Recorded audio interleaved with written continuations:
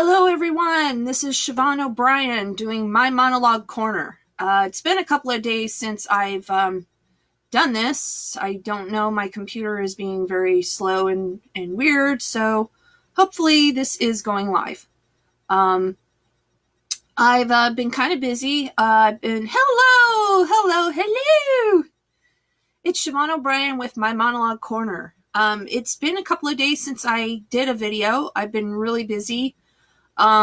Just kind of trying to deal with finances and job-wise. I am starting a new job on Monday. I won't say where, but it's a really nice place. And yes, I'm being careful. Yes, they are careful. And so far, so good. Life is good. Knock on wood.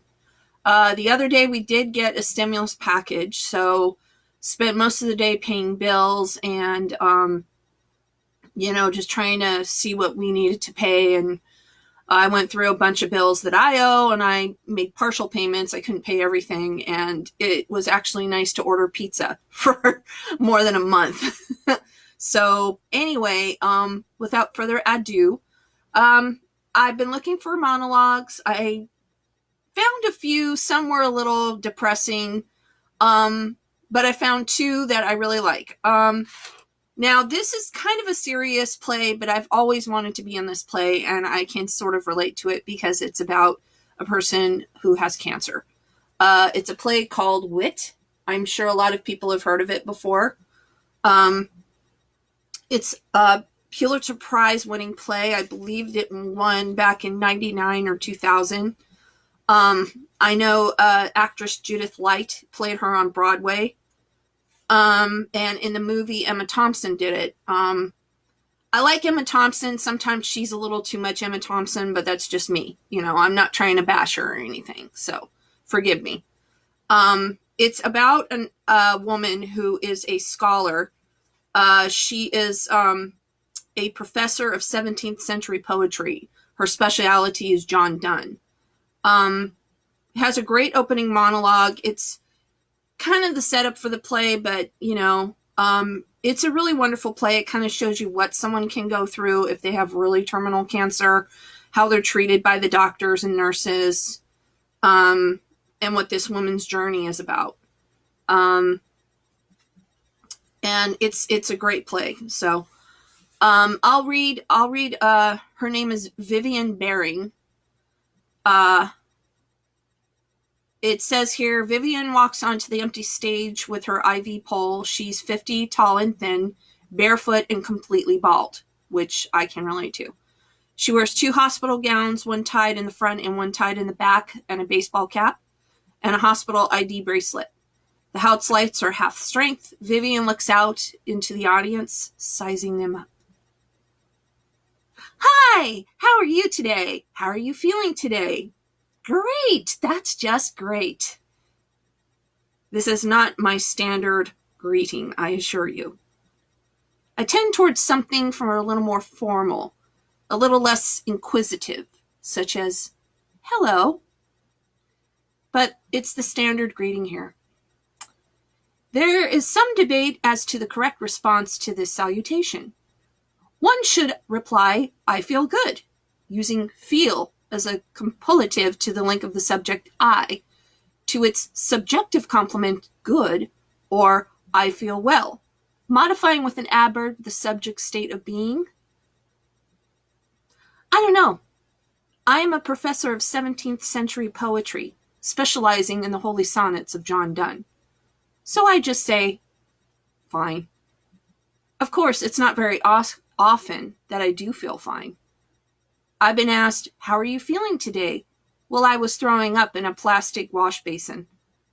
I have been asked as I was emerging from a 4-hour operation with a tube in every orifice, how are you feeling today? I'm waiting for the moment when someone asks me this question, and I'm dead. I'm a little sorry I missed that. It is unfortunate that this remarkable line of inquiry has come so late in my career. I could have exploited to its fine solicitude to great advantage, as I was disturbing the final examination of the graduate course in 17th century textual criticism. Hi, how are you feeling today? Of course, I would not be wearing this costume at this time, so the question's ironic significance would not be fully apparent, as I trust it is now. Irony is a literacy device that will be necessary be deployed to great effect. I ardently wish this were not so. I would prefer that a play about me be cast in this mythic, heroic, pastoral mode. But the facts, most notably stage 4 metastasis ovarian cancer, conspire against that. The fairy queen this is not. And I was dismayed to discover that the play would contain elements of humor. I have been at my best an unwitting accomplice.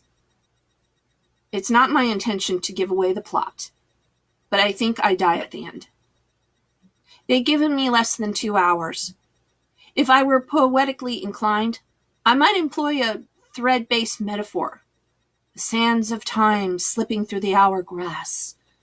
The 2 hourglass. Now our sands are almost run, more a little, and then dumb. Shakespeare. I trust the name is familiar. At the moment, however, I am disinclined to poetry. I've got less than 2 hours. Then curtain. That's it. It's very sad, but it's a really great play. Again, it's about a woman's I want to say journey, but her not adventure, but her plight as she goes through cancer treatment. But I love that monologue. I think it's a beautiful way of setting up the play. It's written by Margaret Edson, and it's Wit, W-I-T. So if you want a good tearjerker or something to read, this is a great play. The movie's okay, but honestly, I prefer the play production. And I would love to play Vivian someday. And I would shave my head. So, yes, I get asked a lot about my cancer. What happened was 15 years ago, I had a cough that would not go away.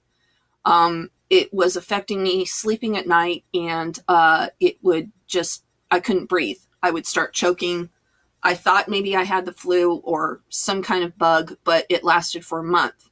So I went to the doctor, and he was touching my throat area, and he found a little lump on my lymph node on my neck, which I didn't notice.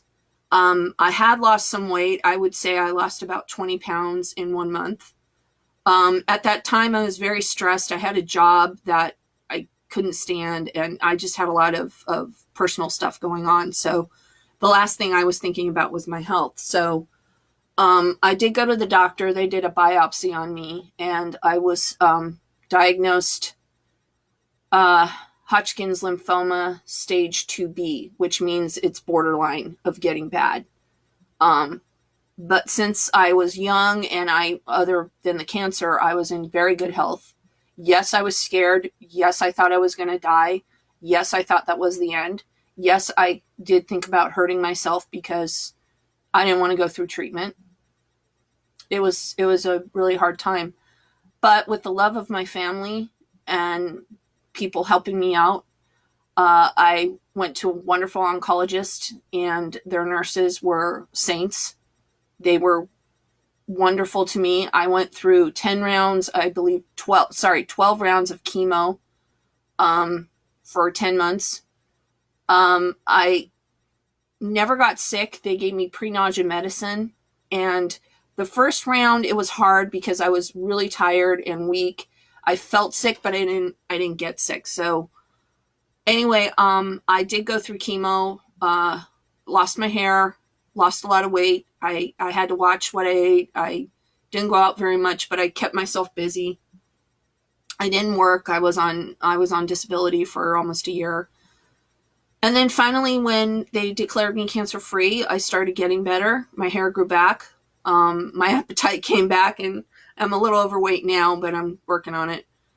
And that was 15 years ago. So God knows what the medicine's like now. I just want to say, if anyone's going through cancer treatment or whatever, it's you just got to take it one day at a time, 1 minute at a time. Kind of like what we're going through right now, you know. You just got to take one day at a time. Find the little things in life that you love. If you're getting restless, go outside, just walk around, just, you know, if you live in an area where there's a lot of people, wear your mask, wear your gloves, get out, walk around a little bit, get some fresh air. But I have a feeling that this will get better. It's just going to take a lot longer than we thought. And I'm sorry to people who lost loved ones. I'm very sorry. It's awful. But things do get better for people. They do. So anyway, enough of that. My second monologue is funny, so I'm going to make you laugh. It's from a play that I love. It's by Alan Ball, who wrote the screenplay to American Beauty, which is one of my favorite movies with Kevin Spacey. This is a play called Five Women Wearing the Same Dress. It's a really funny play. I think it was written in the 90s, but it's a great play about women. It's about five women that are at this wedding, and they're all the bridesmaids. And I think they're in a bedroom. It's been a while, and it takes place in Knoxville, Tennessee. I love anything to do with the South, as in, you know, characters. This is the character of Mindy. It says, Mindy is a lesbian whose lover specifically was uninvited to her brother's wedding. This, when combined with the usual wedding catastrophes and a good amount of booze, leads Mindy to the following melancholy observations. I knew this day was doomed from the moment when Scott first told me he was going to marry Tracy. Tracy, who requested that I not bring Deb, who was my lover of 9 years, to the rehearsal dinner because they wanted to keep it just family. And I acquiesced because I didn't want another big scene. And now Deb is boycotting the wedding because Tracy has gone out of her way to let me know she is very hurt by her. Bitch. She will never love my little brother the way he deserves to be loved. She will never honor him and cherish him like she said she would today in front of God and everybody. Just makes me sad. And now here I am in this ridiculous dress with a fucking pincushion on my head, and I look like a hooker from the Twilight Zone. And if I blow chunks, I'm going to be really upset. I hate throwing up. You are totally alone when you throw up. Very short but sweet monologue. Again, it's from Five Women Wearing the Same Dress by Alan Ball, and I got it from my Best Women Stage Monologues of 94. Yes, this is an old one, but it's got some really good monologues in it, and I know the play. I always recommend to actors that are just starting, don't just get a monologue book. If you see a monologue you like, read the play, because then you know what the story's about, what the character's like. Don't just do it for the hell of it, you know. Okay, that's about it. I'm doing okay. Everybody here is doing okay. I hope everyone out there is okay and just enjoying life, staying in place and all that. And I probably will do another video probably tomorrow. So anyway, let me know what you think. Let me know if you have any requests. Let me know if you think I'm wasting my time and boring the crap out of everyone. Anyway, take care, stay safe, and remember, you're not alone. We're all in this together, and we can fight the good fight. So take care, stay safe.